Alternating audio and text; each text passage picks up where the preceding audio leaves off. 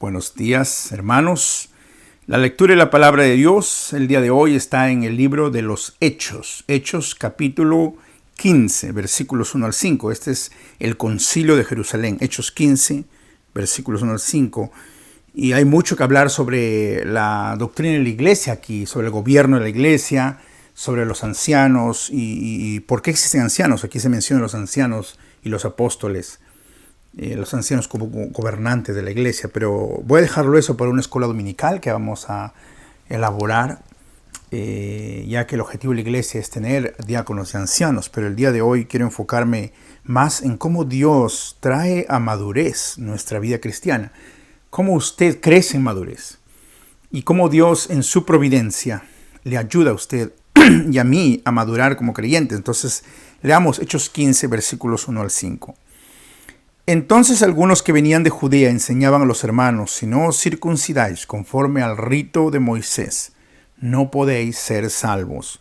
Como Pablo y Bernabé tuviesen una discusión y contienda no pequeña con ellos, se dispuso que subiesen Pablo y Bernabé a Jerusalén, y algunos otros de ellos a los apóstoles y a los ancianos para tratar esta cuestión. Ellos pues, habiendo sido encaminados por la iglesia, pasaron por Fenicia y Samaria, contando la conversión de los gentiles, y causaban gran gozo a todos los hermanos. Y llegados a Jerusalén, fueron recibidos por la iglesia y los apóstoles y los ancianos, y refirieron todas las cosas que Dios había hecho con ellos. Pero algunos de la secta de los fariseos que habían creído se levantaron diciendo: es necesario circuncidarlos y mandarles que guarden la ley de Moisés. Hasta allí nomás vamos a leer el día de hoy. Quiero pedirles que oren conmigo en este momento. Vamos a orar al Señor para que Él añada su bendición en nuestra vida. Padre nuestro, gracias por este tiempo. Gracias por esta oportunidad que tenemos de enfocarnos en el Evangelio, de poder creer en lo que tú nos has encomendado aquí en este texto bíblico.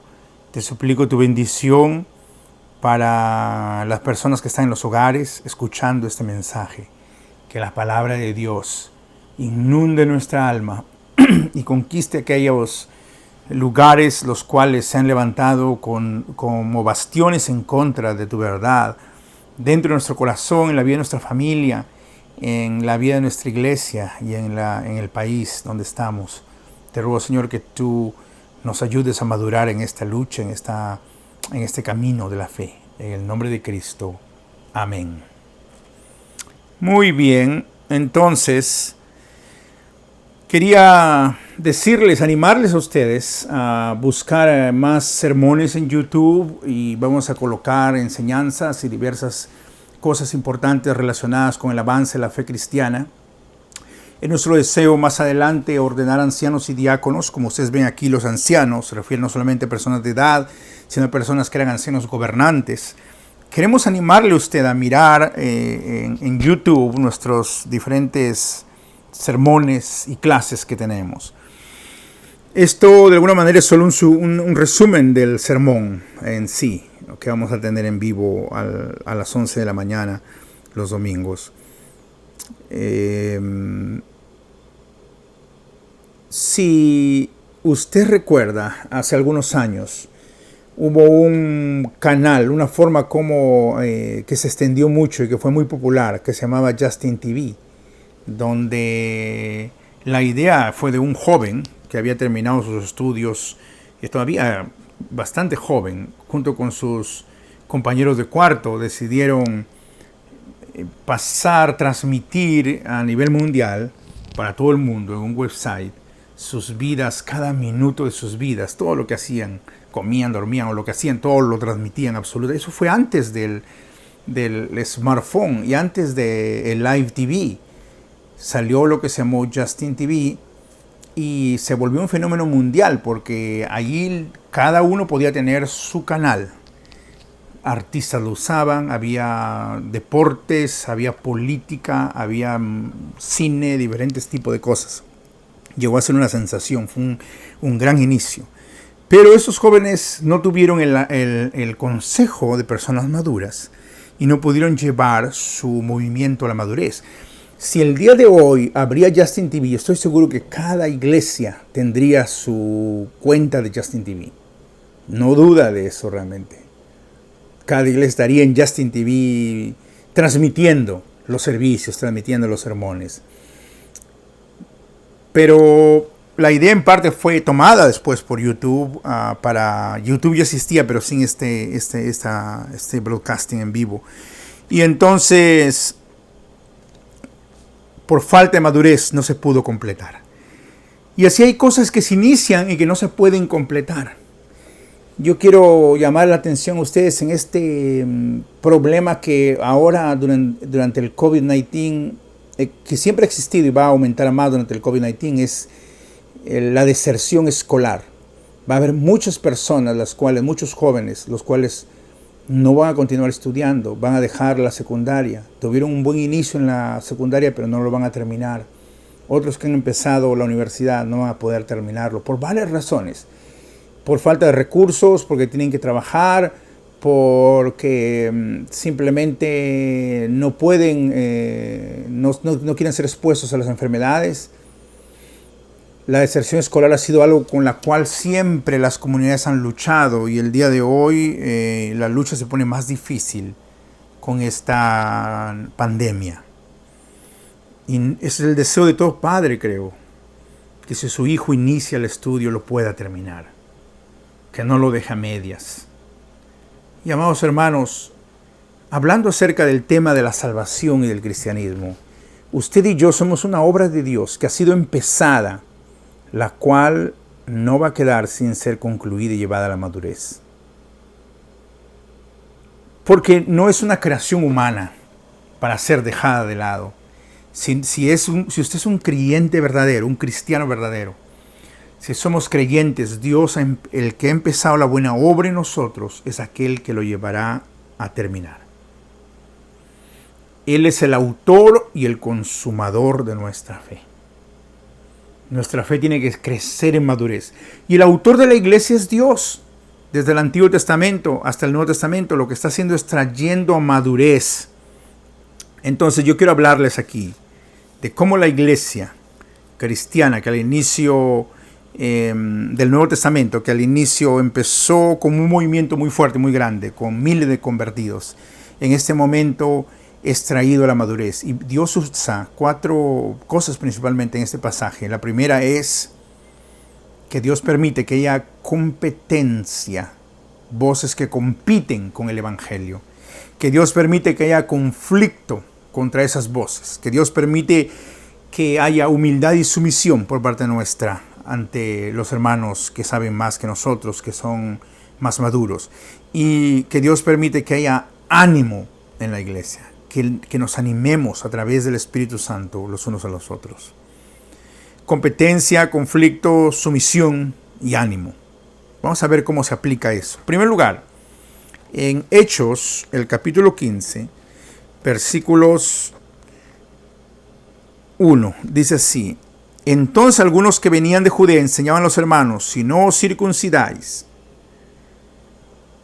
conforme al rito de Moisés, no podéis ser salvos.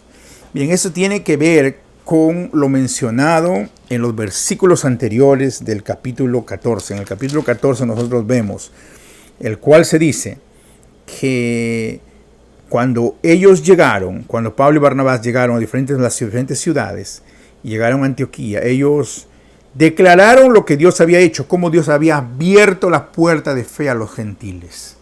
Ellos estaban predicando, enseñando, no solamente con información o con conocimiento, sino con sus vidas, una fe viva, que a través de creer en Cristo la gente tenía acceso a la vida eterna, que no era necesario nada más excepto la fe en Cristo para que la puerta se abra. Por eso les digo de que el tema principal del libro de los Hechos es el reino abierto, cómo Cristo tiene un reino abierto a través de la fe.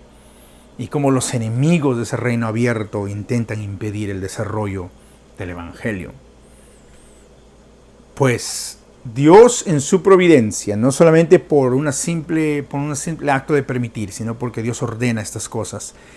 Él permite que un grupo de personas enseñen algo diferente a lo que Pablo estaba enseñando. Enseñan algo contraproducente a lo que estaba ocurriendo.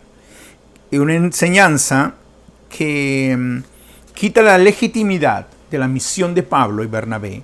Pero no solo eso, sino es una enseñanza que realmente toca el tema más importante de la historia, que es la salvación, donde con mucha claridad ellos dicen que es necesario la circuncisión conforme al rito de Moisés o la costumbre de Moisés para que ellos puedan ser salvos. En realidad esto era un antievangelio. Evangelio significa las buenas nuevas de que Cristo murió y su muerte es suficiente para que usted tenga entrada en el reino eterno. El antievangelio es de que la muerte de Cristo no es suficiente, que hay algo más que usted tiene que hacer para que sea salvo. Es verdad, hay mucho por hacer y muchas cosas, buenas obras son correctas. Sin embargo, en temas de salvación, solo a través de la fe en Cristo usted puede llegar a la vida eterna. Y si alguien predica algo diferente, está predicando un evangelio falso. Y aquí nosotros vemos cómo estos evangelios falsos están siendo predicados en aquel tiempo. En primer lugar, es un evangelio falso, un antievangelio, el cual predica fe más obras. Ellos no están en contra de la fe. Ellos animan a la gente a tener fe. Inclusive no están en contra de la fe en Cristo. Al parecer eran cristianos esta gente. Sino que ellos están diciendo que no es suficiente la fe.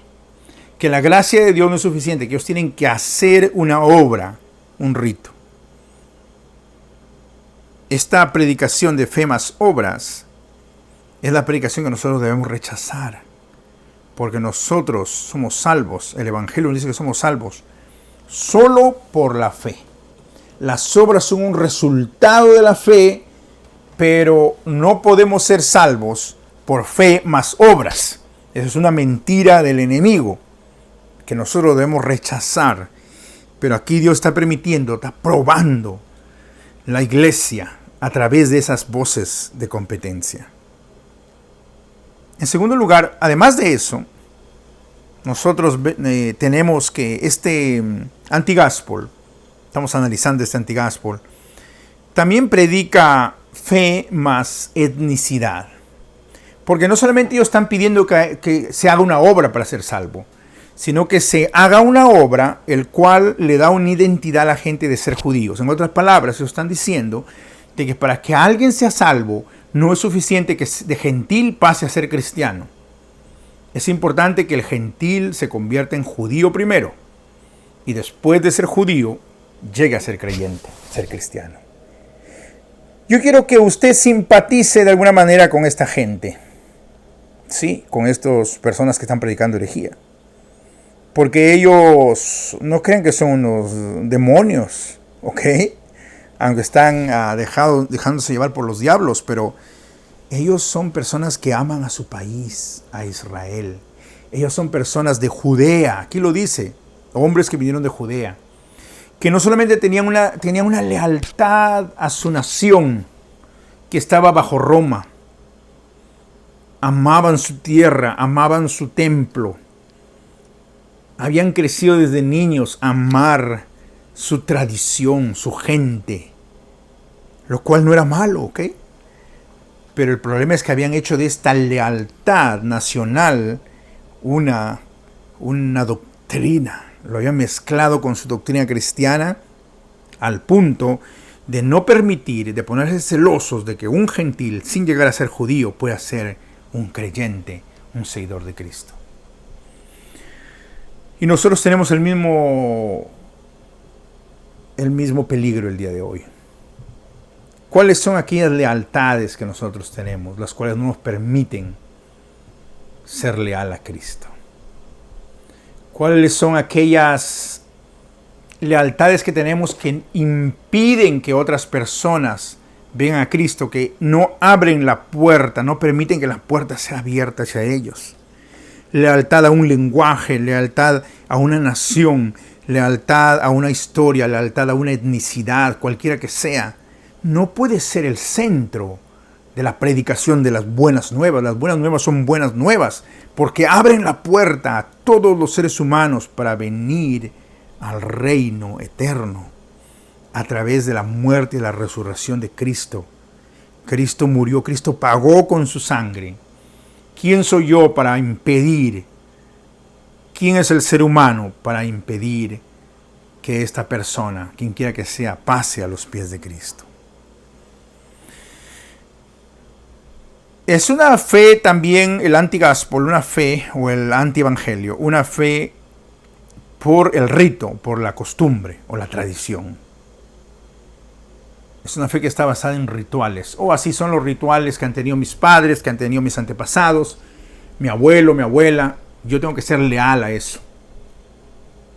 Pero cuando tú llegas al evangelio, llegas a Cristo, la tradición de tu abuelo, de tu abuelita, por más amor que tú le tengas, y nosotros amamos a nuestros abuelos, esa no es la verdad, esa no es la lealtad. La lealtad y la verdad es la obra de Cristo en la cruz, que es única y suficiente para que usted y yo tengamos acceso al reino eterno. Dios permite que estas voces compitan para nuestra madurez. Amados hermanos, no podríamos dejar de escuchar estas voces si es que estamos en el mundo. En el mundo vamos a tener aflicción y vamos a escuchar estas voces. Si usted mira la televisión, si usted tiene una cuenta de social media, usted va a escuchar esas voces. Voces que muchas veces son altas. Voces que hablan más fuerte que las otras. Que están diciéndole a ustedes otra verdad. Y no es que Dios ha tomado por sorpresa. No.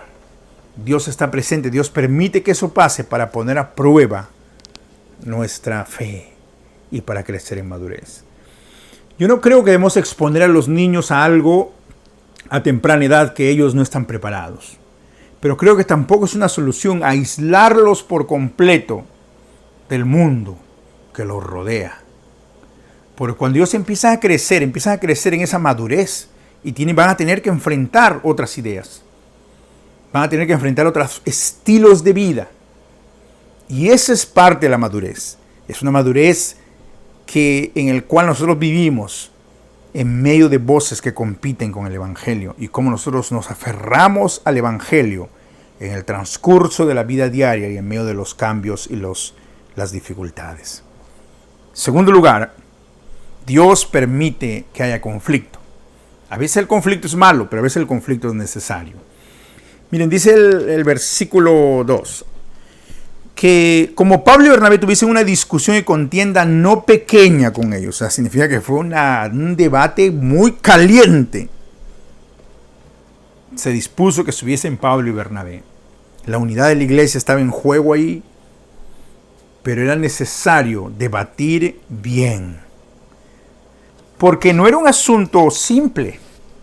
Era un asunto que ponía en juego la acción más importante del universo, que era la muerte de Cristo y la resurrección, la obra de Cristo para la salvación de los creyentes. Era un asunto de salvación, un asunto de vida o muerte. Era un asunto en el cual hablar. No podríamos dejar de defender la posición de la fe. Y eso requiere obviamente sabiduría, pero Pablo y Bernabé entraron en una discusión, en un debate con ellos. Amados hermanos, el texto de 1 Corintios 15 no puede ser entendido sin entender Gálatas 2. En Gálatas 2 se nos dice de que hubo una reunión en la cual hubo ciertos acuerdos, y en medio de eso nosotros vemos cómo Pablo tiene que resistir cara a cara a Bernabé. Porque lo contrario a este conflicto es hipocresía. Es callarse, hablar, tratar de no actuar conforme a nuestros principios. Y la Biblia dice que Pedro se dejó arrastrar y aún Bernabé, que estaba con él, Pablo dice que se dejó arrastrar por la hipocresía de Pedro, porque tenía temor a estas personas de la circuncisión. Era un partido muy fuerte, muy influyente en la sociedad. Ellos tenían temor de ser criticados, de ser aislados, de no ser recibidos. Sin embargo, uno tiene que ser leal a sus principios, leal a los principios de la fe. Y eso significa madurez. Significa que en medio de la zozobra, en medio de la dificultad, en medio de la crisis, uno puede mantenerse claro en lo que cree.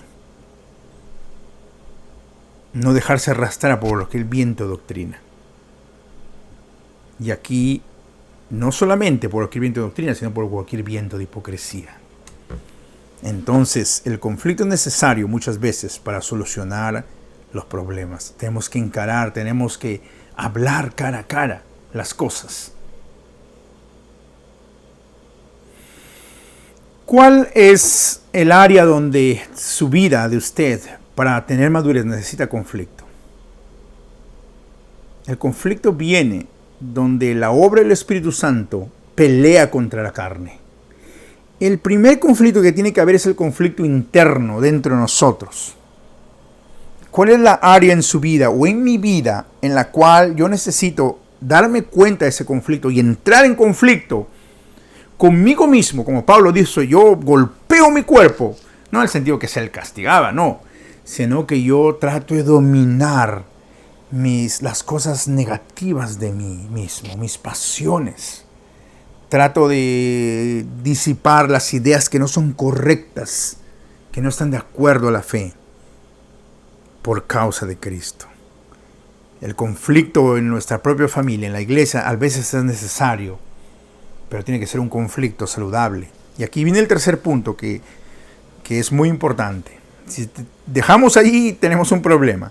Es que tiene que haber la madurez, tiene que haber humildad.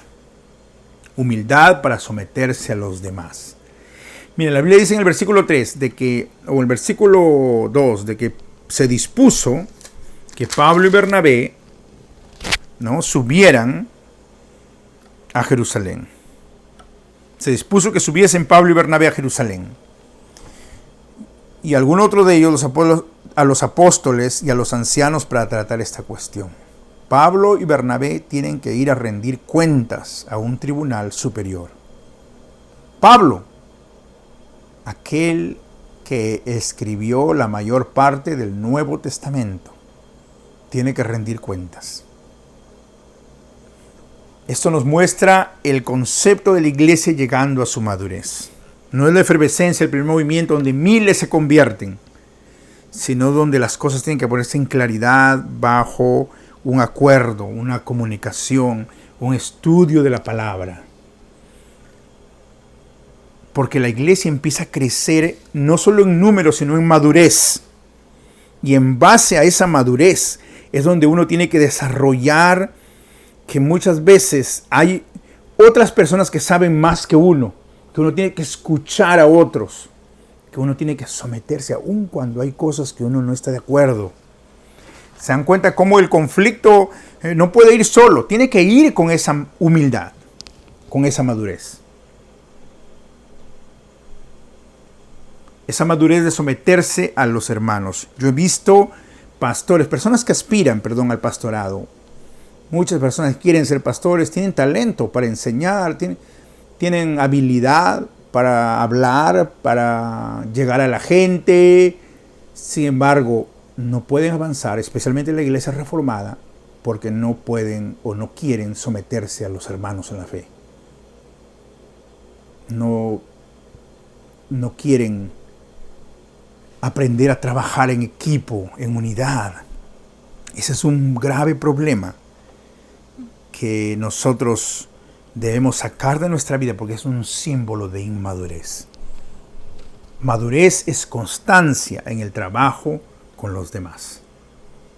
El día de hoy esta madurez no es posible en muchas iglesias, especialmente en los Estados Unidos, porque hay iglesias en cantidad y la gente puede irse saltando de una iglesia a otra. También es así en Latinoamérica, ¿no? Cuando quiere.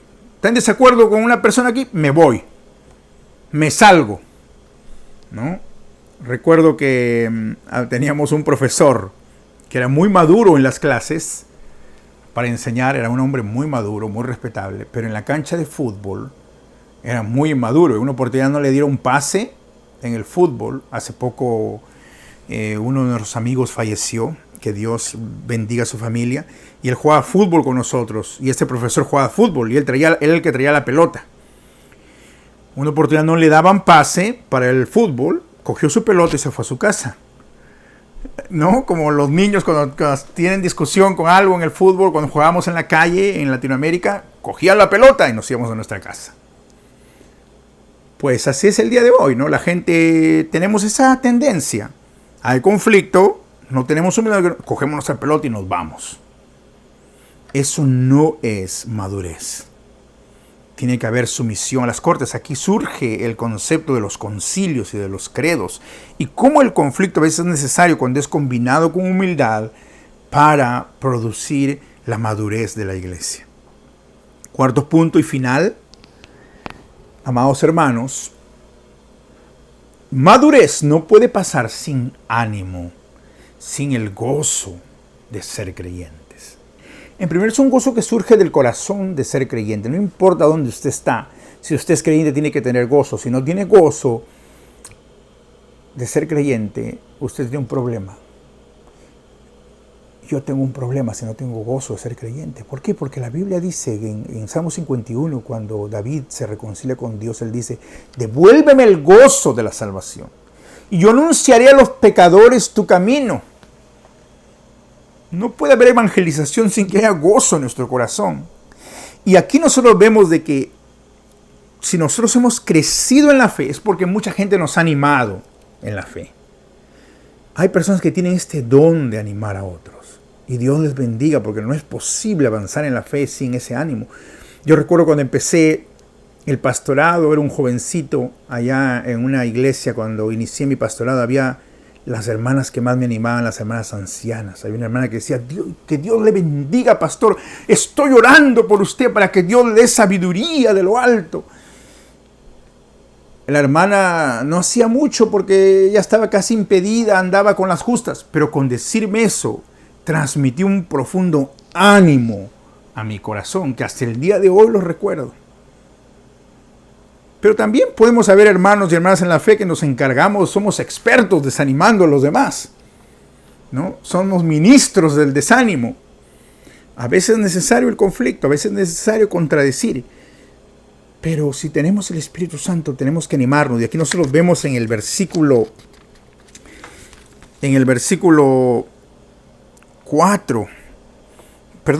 3, dice que cuando ellos pasaban, contaban la conversión de los gentiles y causaban gran gozo a todos los hermanos. Y llegados a Jerusalén fueron recibidos por la iglesia, los apóstoles, los ancianos, les dieron la bienvenida y refirieron todas las cosas que Dios había hecho con ellos. Es decir, había gente que se regocijaba de la labor, de la obra. Y eso sin duda era un testimonio de la fe. Si usted ha avanzado en la fe es porque muchos han orado por usted y le han animado. Dios bendiga a todas aquellas personas que compartieron su gozo con usted en el crecimiento de la fe. 4 cosas importantes para que nosotros maduremos. Competencia, que Dios permite que haya competencia de otras voces. Que Dios permite que haya conflicto. Que Dios forme en nosotros un espíritu de sumisión y humildad. Y en cuarto lugar, que Dios forme un espíritu de ánimo en nuestra vida. Vamos a ver cómo esto se despliega más adelante, pero eso es lo que la Biblia comparte el día de hoy. Oremos. Padre nuestro, gracias te doy por tu bendición. Yo te suplico tu bendición por todos aquellos que en este momento están sufriendo desánimo. Que tú les animes en los hogares, en las casas donde estén, Señor. Tú has permitido que haya conflicto, que haya dificultad. Aún en medio de esta crisis es donde tú pruebas nuestra madurez. Y yo te ruego, Señor, que bendigas a aquellas personas, las cuales están sintiendo de que el conflicto y el desánimo les sobrecoja y que tú, Señor, formes en ellos un espíritu de humildad para recurrir, buscar ayuda de hermanos que saben más, de hermanos que pueden ayudar y que tú des el espíritu de ánimo unos a los otros. Te ruego especialmente, Señor, por la familia del pastor Jaime Avellaneda en el Perú. Señor, bendice a esta familia, ya que el pastor Jaime Avellaneda partió a la presencia tuya. Te ruego, Señor, por esta familia, por la hermana Rosa. Te ruego por Ricardo, por Jaime, por Josué, que bendigas a ellos, a sus familias, Señor. Y que tú seas consolando la iglesia de Cristo Rey, las iglesias en Perú, Señor, que tú traigas unidad a todas estas iglesias para la extensión de tu reino. Gracias, Señor, por la obra de las iglesias en el Brasil. Te ruego por Recife, por la iglesia de Joao Pessoa. Señor, te ruego por las iglesias en otros lugares del mundo, en Colombia, en República Dominicana, en España y aún en nuestro medio, aquí mismo. Gracias, Señor, por tu bendición. Escucha nuestra oración y que la bendición del Padre, del Hijo y del Espíritu Santo descienda sobre vosotros, permanezca para siempre. Amén. Dios les bendiga, amados hermanos. Que tengan un día maravilloso y que sean ustedes agentes de bendición, de madurez y de gozo y ánimo. Amén.